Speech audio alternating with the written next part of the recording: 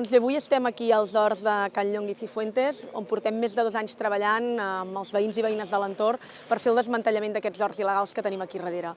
Horts que ens produïen molts problemes de convivència, festes nocturnes, tràfic de drogues, problemàtiques molt diverses, i com us dic, fa 2 anys ens vam reunir amb els veïns i veïnes d'aquí i ens van demanar, si us plau, que retiréssim tots aquests horts il·legals. Després, com us deia, de 2 anys de feina, finalment avui aterrem aquí i estem desmantellant tot aquest espai, sobretot també perquè són parcel·les de Bimussa, que en un futur hi ha d'haver habitatge de protecció oficial per poder-se construir. Jo des d'aquí agrair als veïns la paciència, ha sigut un procés que no és ràpid, ha sigut un procés lent, però sobretot agrair-los, com us deia, la paciència i confiar en nosaltres, perquè finalment es demostra també que quan les coses es treballen, finalment surten, i avui estem desmantellant aquests horts i estem recuperant la dignitat en aquests espais per la ciutat.